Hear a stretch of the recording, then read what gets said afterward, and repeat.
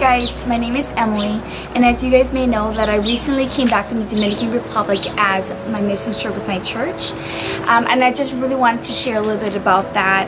As I was praying beforehand and preparing myself to go on this trip, I remember asking God, what is it that you want me to focus on this trip?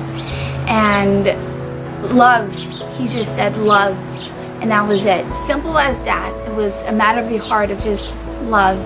And I think that sometimes what talks us out of doing God's will is that, God, I'm not perfect. God, I don't have the resources. Or God, I don't have the time off. I don't have the finances to go on this mission trip and to do your will. But really, God is just asking for a matter of the heart, that I will make a way. If you have love for me, then you have love for these people. And that's all that I need is the simple thing. It's love. And I remember on this trip, there was this Haitian village that we went to in particular. And I remember as I was walking through the village with these kids and holding their hands and just welcoming families or just inviting them to our service, I remember just feeling like I was in a commercial. And what I mean by that is, we all seen these commercials where, you can feed a hungry child for 10 cents a day, for the whole year, or $12 a month. I don't know what the case may be, but I felt like I was in one of those villages where houses were made with scraps of trash. Kids were running around naked, or just diapers because they didn't have clothes.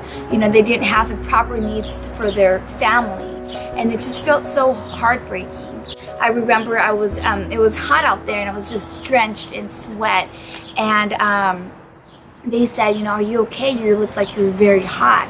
And I said, I am, because, back home, this isn't our normal temperature. It's super humid out there. There's blazing hot sun. I'm drenched. And they said, do you want some water? I can go back home and grab you a cup of water. And that touched my heart, because with the little things that they had, they offered what they could. And that's the same thing that God wants you to have, is that with the little of what you have, give what you can.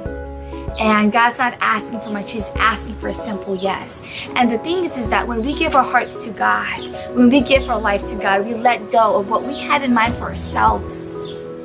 And we open this whole new world of what God had in store for us. Healing, breakthrough, dreams of the desires of our heart to come true. Beyond our own imagination. I really just wanted to encourage you. And the Dominican Republic, what we've done out there, we were able to have fund enough money to build 3 baseball fields. We were also able to host different VBSs with different churches and different communities. It was awesome. There's 35 of us, and we all brought a 50-pound duffel bag of giveaways, whether it was baseball equipment, whether it was clothes or hygiene care, whatever it was to give to them. And so you did the math, 35 times 50 pounds, that's a ton of stuff. And so we were able to give back. We were able to host a baseball clinic with our church, with Pastor Vince, who owns a baseball clinic out there. And so we were able to partner with them as well. And we did all these great things. And the hope of the world lies in you and what you do for others in need.